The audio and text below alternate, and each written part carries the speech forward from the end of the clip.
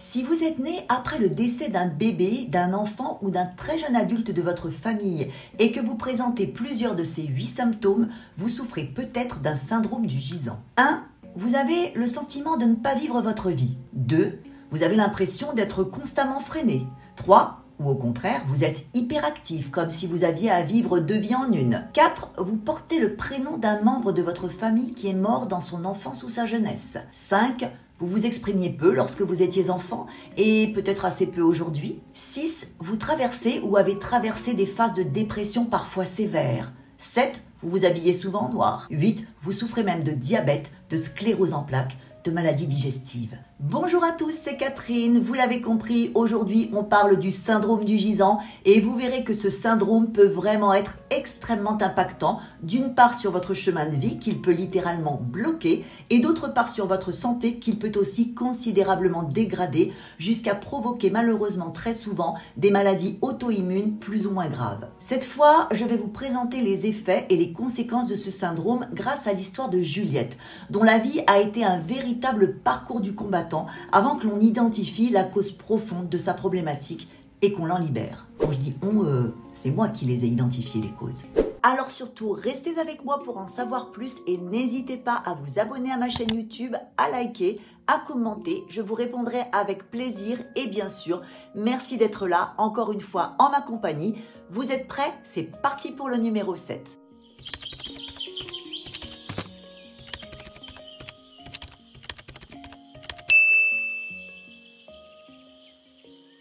Le syndrome du gisant a été mis en lumière au tout début des années 2000 par le docteur Salomon Selam, un médecin essayiste qui publie notamment dans le domaine de la psychogénéalogie. La définition qu'il en fait est, tenez-vous bien, la réparation automatique transgénérationnelle d'un ou de plusieurs décès injustifiés et injustifiables. En d'autres termes, si dans une famille, un bébé, un enfant, un adolescent ou un jeune adulte meurt de façon brutale, ou non d'ailleurs, puisque cela peut être à la suite d'une maladie, dans tous les cas, ce décès est tellement inacceptable pour la famille, et notamment pour la mère, que le deuil est impossible à faire.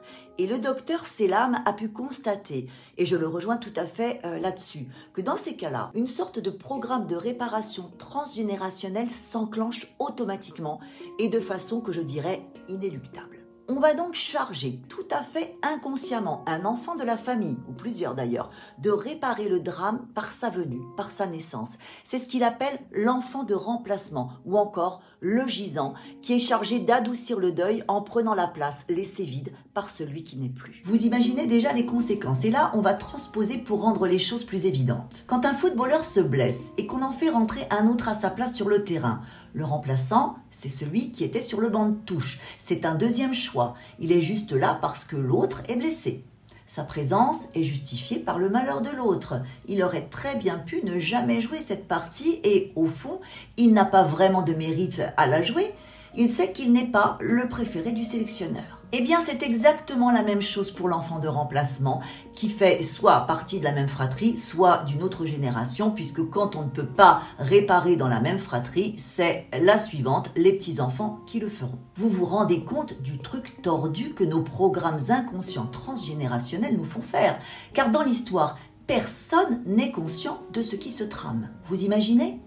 Vous arrivez au monde, mais en fait, sans même que vos parents en aient conscience, vous êtes là pour remplacer un autre enfant ou un jeune adulte qui est mort et à peine conçu, vous êtes déjà un deuxième choix.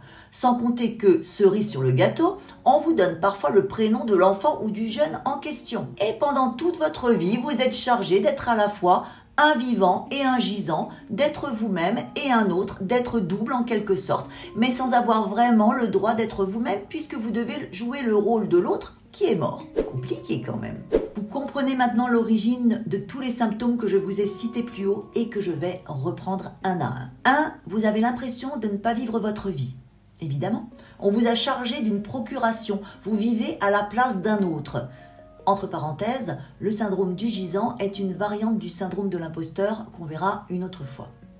2. Vous avez l'impression d'être constamment freiné. Eh bien oui, puisque cet autre, il est mort, donc assez peu mobile forcément, et que de toute façon, on vous a interdit votre droit à l'existence.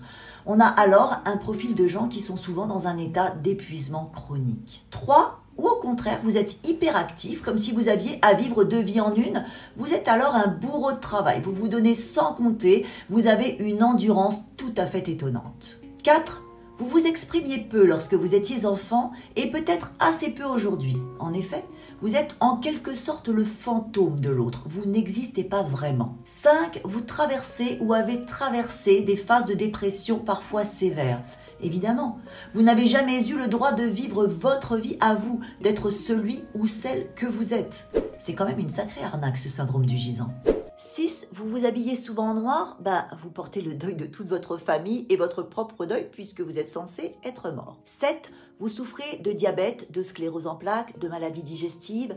Le diabète, c'est le sang. Le sang, c'est la sève de la vie. Le diabète, c'est celui qui va tarir cette source de vie. La sclérose en plaques, c'est ce qui vous immobilise graduellement et vous fait devenir un gisant.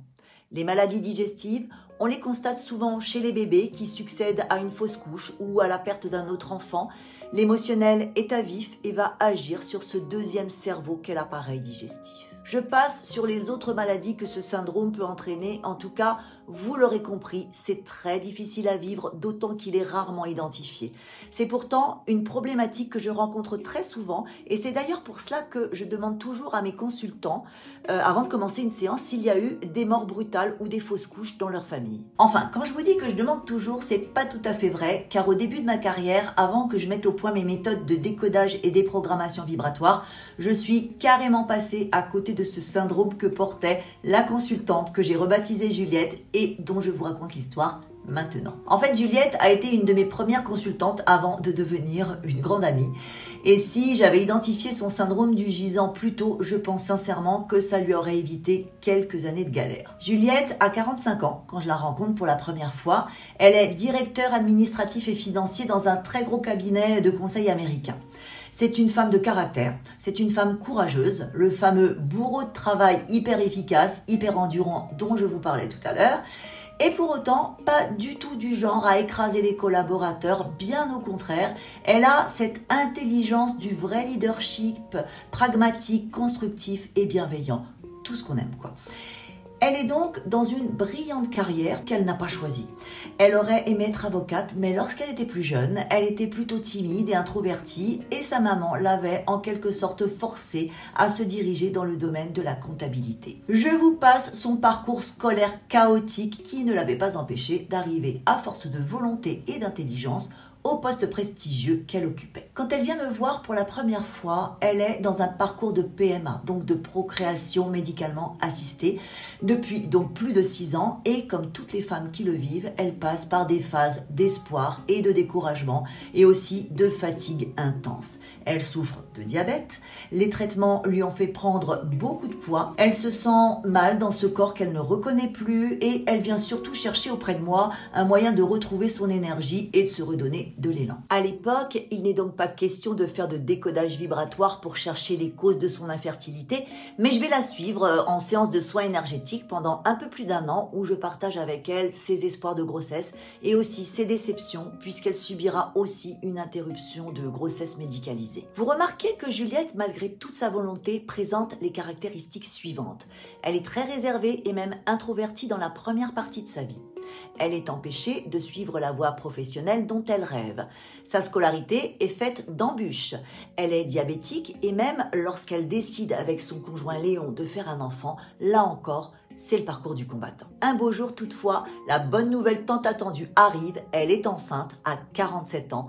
Elle n'a jamais rien lâché et le rêve du couple se réalise enfin. Croit-elle? Car malheureusement, alors qu'elle est enceinte de 6 mois, on diagnostique un cancer des reins à Léon. Alors la naissance du petit Jean est un rayon de soleil qui vient éclairer leur vie, mais les ennuis recommencent assez vite. Au retour de son congé de maternité, Juliette apprend que son poste est supprimé. Quelques mois plus tard, alors que Léon est en chimiothérapie, elle est elle-même hospitalisée d'urgence suite à un malaise qui révélera un problème d'artère fissurée. Si ça, c'est pas une épée de Damoclès, je ne sais pas ce que c'est. Et malheureusement, cette épée s'abat sur eux, puisque Jean n'a que 15 mois lorsque Léon succombe au cancer. Mais cela ne s'arrête pas là. Le nouveau cabinet où elle a été recrutée lui annonce son licenciement alors qu'elle s'est absentée pour enterrer son mari. Il n'y a pas de limite à l'élégance. Elle retrouve du travail dans une grosse entreprise française de BTP à un poste un peu inférieur à ceux qu'elle avait occupés auparavant, mais là, elle est trop compétente et elle subit un harcèlement soutenu de la part d'un collègue qui a peur qu'elle lui fasse de l'ombre. Arrive le confinement où elle est contrainte de travailler alors qu'elle est en chômage partiel et au retour du confinement, son patron est viré et elle avec.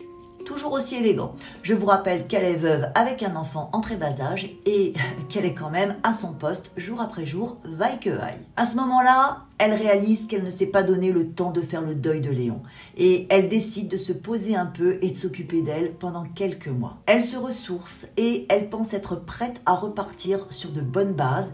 Elle retrouve donc un poste, mais là, on la licencie 3 mois plus tard après qu'elle a clôturé le budget et elle réalise alors qu'elle a servi de bouche-trou à l'entreprise qui a déjà recruté un directeur administratif et financier qui n'était pas encore disponible au moment où ils en avaient besoin. Et re-exit la veuve et l'orphelin. Avouez que c'est de l'acharnement. On n'est plus dans le rationnel à un certain point. Au fil du temps, Juliette est devenue mon amie. J'ai développé mes techniques de décodage et des programmations, mais je me désespère parce que je ne parviens pas à trouver la cause émotionnelle et vibratoire profonde qui jonche sa vie de barrage et de malheur. Certes, elle est dans une spirale négative qui fait qu'elle attire du négatif, mais la raison première de tout cela, ça fait 4 ans que j'essaie en vain de l'aider et rien n'y fait. Jusqu'au jour où, en prenant la fiche où je note à chaque séance les nouvelles informations que m'apporte mon consultant, je tombe sur un petit paragraphe qui datait du tout premier rendez-vous des années auparavant. Et là, je me demande comment j'ai pu passer à côté de cet élément majeur, car voilà le truc énorme que je vois et dont nous n'avions plus reparlé depuis. Le père de Juliette, qui s'appelait Jules, avait une sœur jumelle prénommée Juliette, qui était morte à 7 mois. En sa mémoire, il avait baptisé sa fille Juliette, et sans le savoir, il avait mis une charge colossale sur ses épaules, celle de réparer le deuil, celle d'être l'enfant de remplacement de sa sœur jumelle. Et là, à la complexité du syndrome du gisant, s'ajoute en plus celle du syndrome du jumeau perdu par procuration. Depuis petite, Juliette est donc chargée à la fois de faire vivre la jumelle de son père et de jouer le rôle du fantôme.